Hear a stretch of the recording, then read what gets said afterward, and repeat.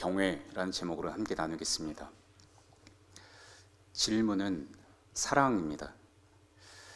인생이라는 노동 속에서 우리는 중요한 물음 하나씩 품고 살아갑니다. 오늘 어떤 질문을 들고 이 자리에 오셨습니까? 그가 지속적으로 건네는 질문의 내용을 잘 들어보면 그 마음에 무엇이 자리하고 있는지 들을 수 있습니다. 질문은 결국 그 사람이 세계를 이해하고 사랑하는 방식이라 할 수 있습니다. 성경에서 하나님은 인간을 향해 질문해 오십니다. 하나님의 첫 번째 질문은 범죄한 아담을 향해 물으신 한마디, 너가 어디 있느냐입니다. 창조주 하나님이 아담의 물리적 위치를 몰라서 물으신 게 아니죠. 아담의 마음이 어디 있는지, 아담의 사랑이 어디를 향하고 있는지 물어오신 겁니다. 이것은 죄로 치닫는 아담에게 징계와 저주를 내리기 위해서만 던지신 질문이 아닙니다. 만약 심판이 목적이었다면 아담을 죽이고 새로운 인류를 다시 만드셨을 겁니다. 모든 것을 아시는 하나님의 물음은 당신께서 창조하신 인간을 끝까지 사랑하겠다는 작정입니다. 성경에 점점이 박혀있는 하나님의 약속, 너가 어디로 가든지 내가 너와 함께 있겠다. 이 임마누엘의 약속의 서막이 너가 어디 있느냐라는 물음에 담겨 있다고 생각합니다. 하나님은 죄의 경향성에 노출된 인간을 여전히 사랑하시기에 질문하시고 사랑하시기 위해서 질문해 오십니다. 성경은 인간을 사랑하시는 하나님의 물음을 수없이 기록하고 있고 하나님을 사랑하는 존재로 부름받은 인간이 삶의 자리에서 쏟아내는 질문을 수렴해서 하나님의 말씀이라는 방식으로 우리에게 들려줍니다. 복음서가 다양한 이유도 각기 다른 공동체의 상황에서 예수는 누구신가 질문을 던지고 있기 때문이죠. 이렇듯 질문은 우리 현재 상황과 나의 사랑과 관심이 어디를 향하고 있는지 밝혀줍니다. 느헤미야를 묵상하면서도 어떤 질문을 하냐에 따라 풍경이 다르게 보입니다. 느헤미야 리더십과 백성들의 협력으로 성벽을 재건하는 내러티브가 이 책의 굵직한 서사를 담당하죠. 성벽 재건에만 초점을 맞추면 4장과 오늘 본문인 5장의 기록은 성벽을 재건하는 시점에서 발생하는 위기 상황으로 보게끔 합니다. 4장은 성벽 재건을 방해하는 외부적인 위협을 다루고 5장은 공동체 내부에 흐르는 분열적 상황을 보도하고 있다는 구조로 읽히죠. 몰락하는 문명의 특징은 외부에서 가해진 충격과 내부에서 발생하는 균열이 만날 때입니다. 느헤미야 4장은 외부의 압력이고 5장은 내부의 균열과 같기에 문명의 붕괴 위험이라는 도식과 유사합니다. 이런 관점에서 따라오는 질문의 자연스러운 방향은 무엇입니까? 어떻게 이 위기를 극복할 수 있을까? 이렇게 모아지게 되죠. 느헤미야 시대가 직면한 위기의 순간은 하나님 나라 공동체가 세워진 모든 시대, 모든 교회들이 맞닥뜨릴 수 있는 어려움이자 하나님을 대적하는 세력들의 공격 포인트이기에 이 질문은 우리가 꼭 품어야 할 과제입니다. 다만 오늘만큼은 질문의 초점을 조금 바꾸고 싶습니다. 이유는 두 가지 때문입니다. 첫째, 수요 예배라는 독특한 상황 때문입니다. 올해 수요 예배는 매일 성경의 흐름을 따라가며 중요한 본문을 추려가면서 진행해 오고 있죠. 우리 예배 회중은 대부분 이미 매일 성경으로 이 본문 묵상하셨고 주모로 여는 새벽 예배도 들으시고 목사님 매일 올리시는 방송 설교도 늘 들으십니다. 그러시죠? 중요한 것은 아무리 반복해도 지나침이 없지만 피곤한 몸을 달래고 다독여서 이 히터 아래 몸이 따뜻해지고 눈이 감기는 성도님들에게 며칠 전 들었던 내용을 되풀이하는 동어 반복은 피하고 싶습니다. 성도님들 눈이 내려오기 전에 히터를 꺼주십시오. 예, 다큐입니다. 다큐. 예, 감사합니다. 그래서 수요 예배를 준비하는 저의 질문은 다음과 같습니다. 성도님들이 이미 묵상한 본문을 어떻게 다시 본문에 충실하게 설교해야 하는가? 이 물음을 성도님들이 받으신다면 어떤 마음이 드십니까? 이미 묵상했던 본문을 다시 설교하는 것, 어떻게 하시겠습니까? 여러분의 표정이 저의 심정과 같습니다. 이제 와서 드리는 말씀이지만 수요 예배 설교 준비가 너무너무 어렵습니다. 우리가 구원의 노래를, 은혜를 찬양했는데 오늘이 저의 구원의 날입니다. 마지막 수요일이기 때문입니다. 올해 마지막 수요일입니다. 예, 어디 안 갑니다. 질문의 초점을 바꾸고 싶은 두 번째 이유는 느헤미야 5장에서 두 번 반복하는 단어 때문에 그렇습니다. 오늘 설교 제목인 경외입니다. 9절에서 느헤미야는 지도자들의 소행이 좋지 못하다 진단하면서 하나님을 경외하는 가운데 행해야 할 책임이 있음을 상기시켜주죠. 15절에서는 자신의 경험을 말하면서 나는 하나님을 경외함으로 이같이 행하지 않았다 진술을 합니다. 이를 통해 느헤미야 5장의 관심은 하나님을 경외하는 것에 있지 않을까 생각합니다. 이런 관점으로 느헤미야서를 다시 들여다보니 1장의 한 구절이 눈에 들어왔습니다. 예루살렘 형편을 들은 느헤미야는 주저앉아 슬피 우며 금식하고 기도하며 이렇게 마무리 짓습니다. 주여 구하오니 귀를 기울이사 종의 기도와 주의 이름을 경외하기를 기뻐하는 종들의 기도를 들으시고, 하나님을 경외하기를 기뻐하는 종들, 이 안에는 이 기도를 올리는 느헤미야 또한 포함되어 있죠. 느헤미야는 예루살렘의 무너진 성벽을 재건하는 일에 헌신한 리더인데 그의 제1관심사는 성벽 공사를 통해 하나님의 이름, 곧 하나님의 명예를 다시 세우고 그것으로 인해 기뻐하는 것에 있음을 짐작할 수 있습니다. 그가 진정 기뻐하는 것은 튼실한 성벽이 주는 안정감이 아니라 하나님의 명예이고, 하나님을 경외하는 것에 있었기에 단지 성벽이 무너져 있는 상태가 슬픈 것이 아니라 하나님을 경외하지 않는 유다 백성들의 삶의 형편이 그에게 그토록 큰 슬픔을 안겨다 준 것이라 생각합니다. 에스라서의 경우에선 이방인과의 통혼이 하나님만을 경외하지 않고 거룩을 훼손한 증거가 되죠. 거룩은 하나님과 다른 것을 섞지 않는 구별됨입니다. 느헤미야서는 성벽을 재건함으로써 하나님 경외를 어지럽게 만드는 문화로부터 섞이지 않도록 단단한 경계를 세우는 동시에 하나님께 열려있는, 하나님 경외하는 공동체를 지향한 것으로 읽힙니다. 그것을 은유적으로 보여주는 것이 성벽 공사의 계율을 다룬 3장에 등장하는 10개의 성문입니다. 문은 닫으면 벽이 되고 열리면 길이 되죠. 받아들일 수 없는 것에는 빗장을 걸어 단호하게 대처하고 마땅히 받아야 할 것을 향해선 열려있는 소통의 창구가 문입니다.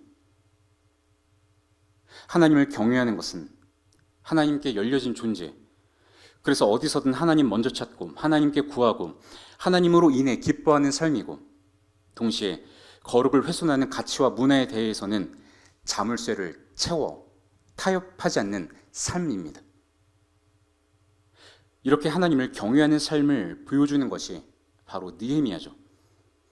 그는 하나님께 열려진 존재로서 기도하는 사람이었고, 자신의 평온한 자리를 박차고 일어나 고통에 빠진 백성과 자신을 하나로 묶었습니다. 그리고 공사를 방해하고자 위협하고 유혹하는 대적들에 맞서서는 빗장을 걸어 단호하게 대응하죠. 느헤미야는 그의 존재 자체로서 성문과 같은 존재이고 하나님을 경외하는 사람입니다. 따라서 느헤미야의 근본적인 목적은 하나님을 경외하는 삶에 있다 할 수 있습니다. 성벽을 재건한다 해도 공동체가 하나님 경외하지 않고 하나님 사랑하지 않는다면 아무 소용 없습니다. 오히려 그 성벽은 자신들의 성을 쌓고 자기 이름을 높이려 했던 바벨탑의 재현이 될 뿐입니다. 그래서 느헤미야서의 메인 이벤트는 성벽의 재건이지만 핵심 주제는 하나님을 경외하는 거룩한 공동체입니다. 그렇다면 질문을 바꿔야 하지 않을까요? 어떻게 하면 그 문제를 극복할 수 있을까라는 소극적 물음에서 무너져 버린 하나님 경외를 어떻게 재건하고 회복할 수 있을까? 라는 적극적인 물음으로 옮겨오고 싶습니다. 5장은 성벽을 재건하는 도중에 발생하는 에피소드를 언급함으로써 정작 중요한 것은 하나님 경외의 재건이라고 말하는 것처럼 들리기 때문입니다. 하나님을 경외하다. 이 표현은 들으면 들을수록 다른 가능성을 떠올리게 합니다. 하나님을 경외한다. 이 반복은 하나님을 경외하지 않는 삶, 하나님 경외하는 것을 기뻐하지 않고 다른 것에서 기쁨을 구하는 삶이 있다고 말하는 것 같습니다. 오늘 본문에서 그 대상은 물질주의입니다. 본문의 서두는 무너져버린 하나님 경외의 실태를 조명하죠. 성벽 공사가 한창 진행 중인 때 백성들 사이에 원망하는 소리가 일어났는데 어떤 사람은 말하길 우리와 우리 자녀가 많으니 양식을 얻어먹고 살아야 하겠다 합니다.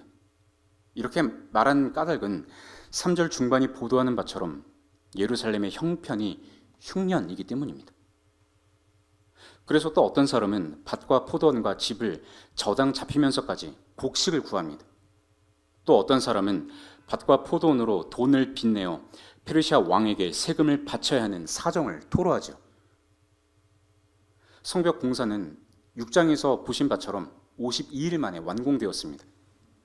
5장은 그 기간 중의 일로 기록하는데 그 땅의 기근과 왕에게 바치는 세금의 맥락을 고려할 때 5장의 상황은 성벽 재건 때문에 직접적으로 발생한 사건이 아니라 메마른 유다 땅의 지속적이었던 어려운 상황이 힘든 공사 기간 중에 더 심해진 것으로 보입니다.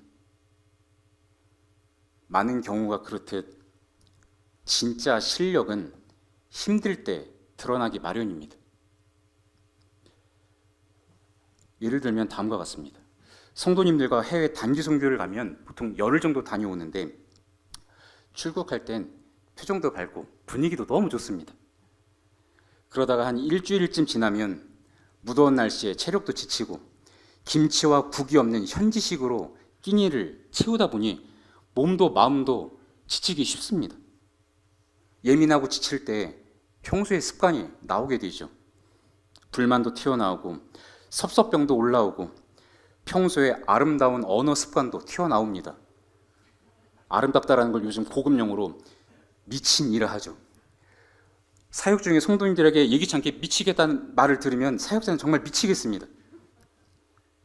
그래도 사역 기간 중에는 잘 참으시다가 공식 일정을 마치고 선교사님이 가이드를 하시며 리트릿의 시간을 가질 때 드디어 긴장이 풀리면서 관계 안에서 예상치 못한 문제가 터지곤 합니다. 그래서 저는 집을 나서기 전부터 저에게 명령합니다. 선교팀 사역이 끝나면 그때부터 진짜 너의 시작이다. 돌아오는 비행기에 탑승했다고 안심하지 말아라. 교회 버스 탔다고 안식에 들어가지 말아라. 이 현관문 다시 열고 들어올 때까지 긴장을 늦추지 말아라.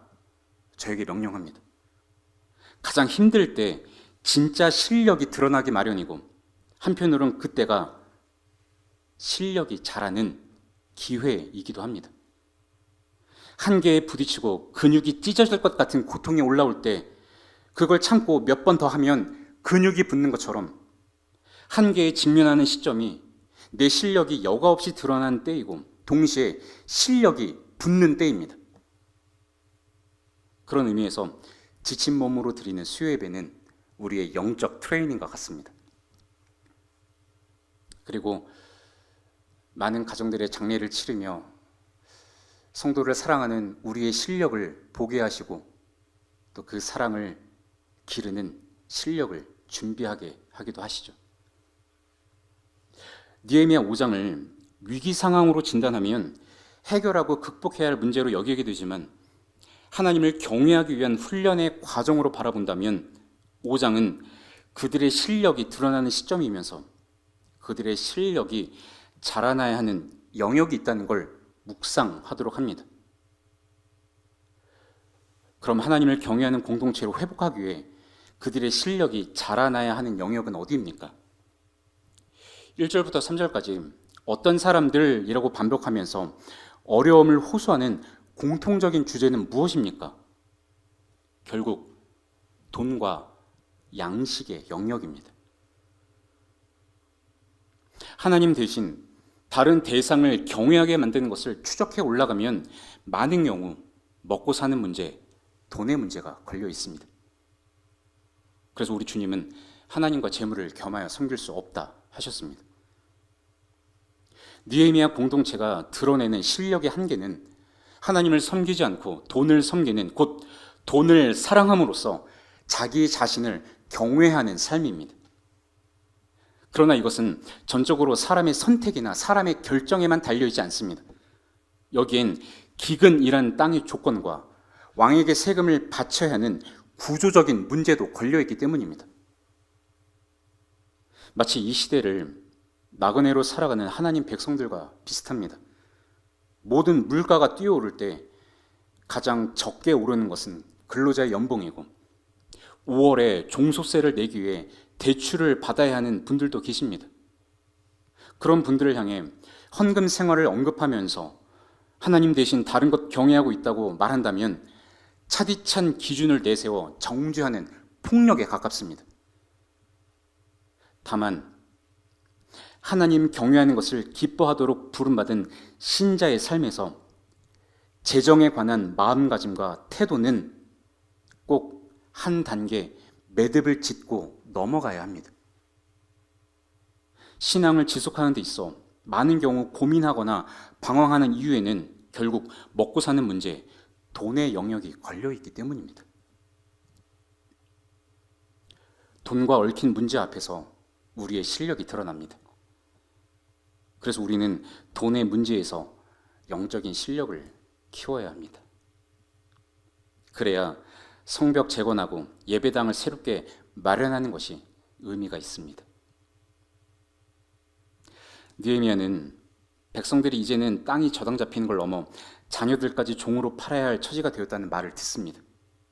그리고 딸들 가운데는 이미 팔려간 경우도 있는데 밭과 포도원이 다른 사람 소유이고 우리는 힘이 없으니 어쩔 도리가 없다는 이야기도 듣게 됩니다. 먹고 사는 문제 너무 심각하고 남들도 다 그렇게 하니 관행적으로 그렇게 해왔단 말입니다. 이것을 들은 느헤미야가 어떤 태도를 보일까요? 백성의 부르짖음을 들은 느헤미야는 크게 분노합니다. 사회적으로 안정을 유지할 책임 있는 자들이 개입하지 않고 방치했다는 사실 앞에서 분노했을 것이고 백성들의 현실을 안타까워하며 분노했을 겁니다. 우리말 성경에는 잘 드러나지 않지만 히브리어 성경에서는 크게 노했다 이 표현을 가장 앞에 둡니다. 느헤미야가 지금 분노했다는 것을 강조하는 겁니다. 크게 노하다, 히브리어 원형은 하라 레 메호드입니다. 이 표현은 놀랍게도 앞서 4장에 쓰였습니다. 산발랏을 비롯해 예루살렘을 둘러싸고 있는 인근의 지도자들은 예루살렘의 허물어진 성벽틈이 메꾸어져 간다는 소식을 듣고는 심히 분노합니다. 성벽이 재건되면 예루살렘을 구심점으로 힘이 생겨 자신들의 영향력이 약화될 것을 두려워했기 때문입니다. 심리학자들의 연구 결과에 따르면 분노 뒤에 숨겨진 진짜 감정은 두려움입니다. 분노는 두려움이 그 실체를 가리기 위해 입은 가면과 같습니다. 두려움은 경외의 한 측면이기에 무엇을 두려워한다는 것은 그가 사랑하는 것, 그가 경외하는 것을 뒤집어 보여주는 민낯과 같습니다. 자신의 힘이 약해질 걸 두려워한다는 말은 곧 자기 자신을 가장 사랑한다는 말이기에 경외라는 관점에서 이들의 경외의 대상은 자신의 아성을 쌓는 나의 영향력이라 할 수 있습니다. 그래서 예루살렘 성벽의 중수를 보고는 심히 분노합니다. 여기서 심히 분노하여 라고 번역한 히브리어의 기본형이 앞서 보았던 하라 레 메오드입니다. 4장과 5장에는 두 번 이 표현을 반복하면서 흥미로운 대조를 보입니다. 산발랏을 비롯한 자들이 심히 분노한 것처럼 느헤미야 또한 크게 분노합니다. 하지만 분노의 배경과 이유는 다릅니다. 산발랏이 분노하는 이유, 곧 그의 두려움은 자기 영향력의 상실입니다. 반면 느헤미야가 분노하는 까닭은 무엇입니까? 이방인의 손에 노예로 팔렸다가 하나님의 은혜로 찾아온 자들을 형제들의 손으로 다시 팔아 넘기는 구조적인 악을 보았기 때문이고, 하나님의 은혜를 망각한 채 자기 배만 불리는 귀족들과 지도자들의 죄를 하나님 앞에서 두려워했기 때문입니다. 산발랏의 분노는 자기 사랑에 기반해 있고, 느헤미야의 분노는 하나님 사랑에 닿아 있습니다. 동일한 분노의 감정이지만 그 감정에서 비롯한 반응과 태도 또한 다릅니다. 산발랏은 분노 후에 다 함께 모여 전략을 구상합니다. 예루살렘으로 가서 치고 요란하게 하자. 한편 느헤미야는 어떻게 반응합니까? 깊이 생각합니다. 히브리어 원문을 보면 단수로 표현합니다. 그가 홀로 깊이 생각했다는 강조입니다. 분노한 산발랏은 다른 이들과 머리를 맞대 꾀를 내고 있으나 느헤미야는 홀로 깊이 생각합니다. 이 사태의 본질이 무엇인지 신중하게 생각하면서 하나님의 뜻을 묻고 또 물었을 겁니다. 질문은 사랑이기에 그는 그가 사랑하는 하나님께 질문했고, 하나님이 사랑하시는 자신을 향해 어떻게 해야 할지를 묻고 성찰했을 겁니다. 그래서 6장에서 그가 공격을 받을 때 왜 그렇게 대처했는지를 알 수 있는 근거가 바로 여기에 있습니다. 깊이 생각했기 때문입니다. 깊이 생각한 느헤미야는 자녀를 종으로 팔아넘기는 사람들을 꾸짖지 않고 그런 시스템을 만든 귀족들과 지도자들을 꾸짖어 말합니다. 너희가 각기 형제에게 높은 이자를 취했다. 출애굽기 22장에 따르면 가난한 자에게 돈을 빌려주면 채권자같이 굴지 말고 이자를 받지 말라 했습니다. 언약의 말씀에 신실해야 할 리더들의 이기적인 욕망을 보고는 느헤미야가 분노했다는 겁니다. 느헤미야는 겉으로 드러난 현상 이면에 깔려있는 본질을 꿰뚫어 보았고, 구조적인 문제를 바로잡기 위해 백성들을 소집해서 조치를 취합니다. 그가 이렇게 대처할 수 있는 이유는 분노라는 감정에 사로잡혔을 때 곧장 그 분노 표출하지 않고 깊이 생각했기 때문입니다. 공사가 막바지에 다다랐기에 느헤미야 또한 육신적으로 많은 에너지 소모하며 지쳤을지도 모릅니다. 그 상황에서 분노라는 감정이 올라왔을 때 그 분노의 감정이 이끄는 곳을 따라 반응할 수도 있습니다. 하지만 그는 멈췄고 생각했고 성찰했습니다. 그리고 침묵했습니다. 나를 사랑하고 나의 영향력이 중요한 사람은 분노에 차올랐을 때 생각의 틈을 갖지 않습니다. 욕망에 충실해서 사람을 끌어모아 새를 규합하고 야합을 도모함으로써 그렇게 자기 실력을 노출할 뿐입니다. 그러나 하나님을 사랑하고 하나님 명예를 경외하는 사람은 하나님 앞에서 성찰하고 침묵하고 생각하는 시간의 지성소를 마련합니다. 이것이 느헤미야가 분노라는 한계 상황에서 그가 보인 진짜 실력이고 우리가 배워야 할 실력입니다. 이런 시간 속의 지성소 혹은 시간 속의 거룩함을 아브라함 헤셸은 안식일의 의미라 했습니다. 하나님을 경외하기 위해서는 함께 모여 하나님 예배하는 것도 필요하지만 동시에 공동체와 거리를 두고 하나님 앞에 홀로 머물러 생각하는 안식의 시간이 반드시 필요합니다. 그렇지 않으면 기근과 세금에 직면해서 관행적으로 밭을 저당 잡히고 자녀를 팔아가면서까지 당장 먹고 살 문제를 해결하려 했던 백성들의 관행적 반응이 곧 우리의 반응과 태도가 될지도 모르기 때문입니다. 성경은 느헤미야가 깊이 생각했다는 표현을 통해 양식의 문제 앞에서 높은 이자를 취해 자기 배만 불리고자 했던 귀족들과 자기 배를 채우는데 급급해 하나님이 약속의 징표로 주신 밭도 팔고 자녀도 팔아넘기는 백성들의 생각 없는 반응, 분별 없는 태도에 대해 경종을 울리는 것 같습니다. 깊이 생각하지 않은 채 다른 사람도 다 그렇게 하니 나도 당연히 그렇게 해야겠다고 작심하고 실행하는 것은 생각하지 않는 것이 죄이자 악의 평범성이라 했던 한나 아렌트의 책망을 받게 될지도 모릅니다. 하나님을 경외하기 위해서는 공동체 안에 머무르면서도 홀로 깊이 생각해야 합니다. 관성적으로 그렇게 하는 것이 정말 하나님 뜻에 부합한가 물어야 합니다. 그래야 시류에 휩쓸리지 않을 수 있고 자기중심적 욕망으로 야합하지 않고 구조적인 악과 거짓된 문화를 대항할 수 있습니다. 이것을 보네포 목사님은 성도의 공동생활이라는 책에서 이렇게 표현합니다. 참고로 이 책은 교회가 그리스도의 몸이 된다는 것이 어떤 것인지를 소상히 밝혀주는 등불과 같습니다.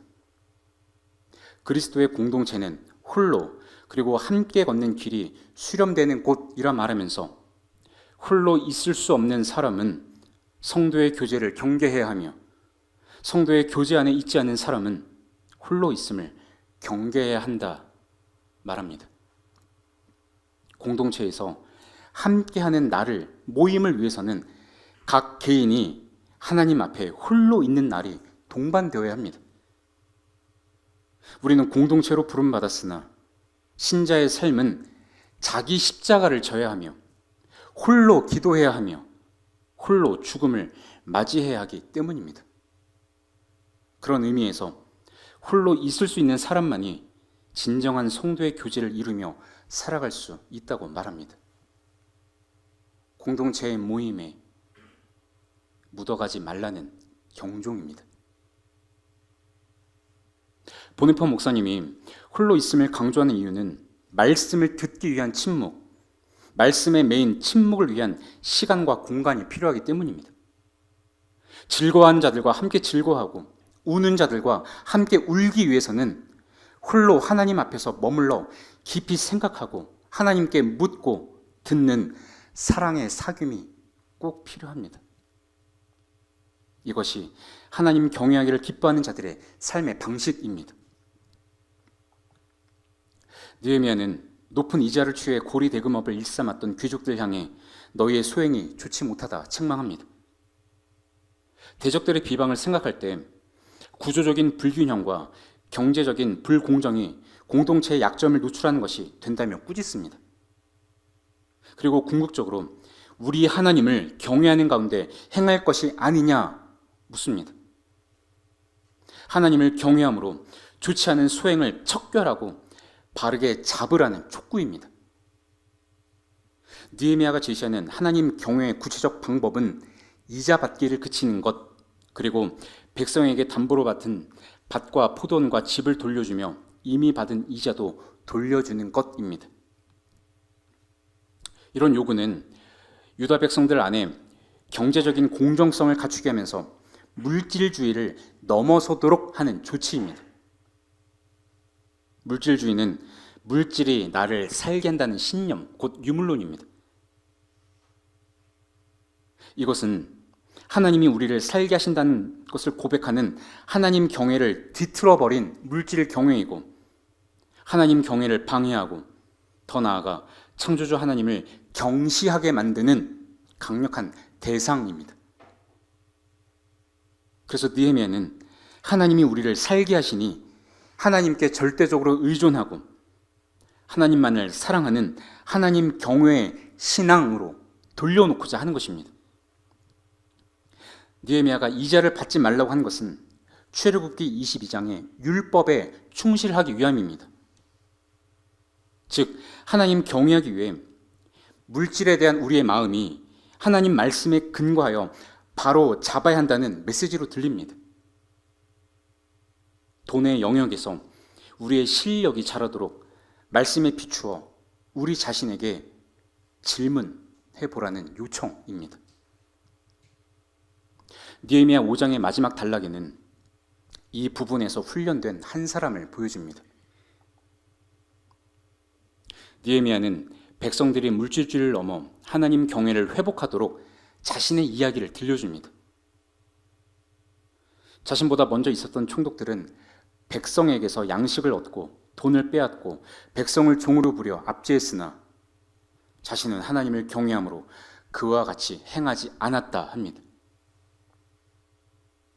그리고 총독의 녹을 요구하지 아니한 이유를 이 백성의 부역이 중함이었기 때문이라 밝힙니다. 그의 관심은 자기의 우월함이나 자기의 영향력이 아니라 하나님의 명예 그리고 하나님 백성들에게 있었습니다. 느헤미야 1장에서 그가 가장 먼저 질문했던 것은 예루살렘 성과 성벽의 상태가 아니라 유다와 예루살렘 사람들의 형편이었습니다. 질문은 사랑이기에 그는 물질주의를 넘어서서 하나님을 경외하는 사람을 사랑하는 사람입니다. 이 지점에서 느헤미야는 사람들의 형편을 굽어 살피고 그들과 자신을 하나로 묶으신 한 분을 닮았습니다. 무리를 보시고 목 잡는 양처럼 고생하며 기진한 자들을 불쌍히 여기신 우리 예수님의 모습과 닮았습니다. 안락한 궁궐의 생활을 박차고 백성들과 자신을 동일시한 느헤미야는 하나님 나라를 재건하기 위해 하늘 보좌를 버리고 우리 가운데 오신 예수님을 미리 보여주는 이정표와 같습니다. 무너진 하나님 경외를 어떻게 회복하고 재건할 수 있습니까? 하나님 앞에 홀로 있어 깊이 생각함으로 회복할 수 있습니다. 우리 주님은 제자들과 공동체를 이루셨으나 한적한 곳에서 시간을 떼어 하나님 앞에 머무셨습니다. 하나님 경외는 하나님 말씀으로 물질주의를 넘어서는 삶이 반영되어야 합니다. 우리 예수님은 기약 없는 굶주림 가운데 돌로 떡을 만들어 먹으라는 그 유혹 앞에서 능력대로 행하지 않으시고 말씀으로 유혹을 이기셨습니다. 사람은 떡으로 살지 않고 말씀하시는 하나님의 성품과 은혜의 의지로 살아감을 선명히 보여주셨습니다.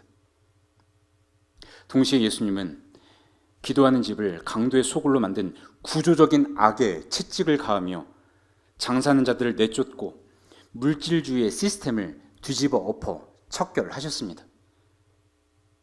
우리 주님은 하나님을 경외함으로 하나님의 뜻대로 십자가의 길을 순종하시면서도 그분의 시선은 늘 사람들을 향해 있었고 사람을 찾아가 말을 걸어오시고 근본적인 물음을 건네셨습니다.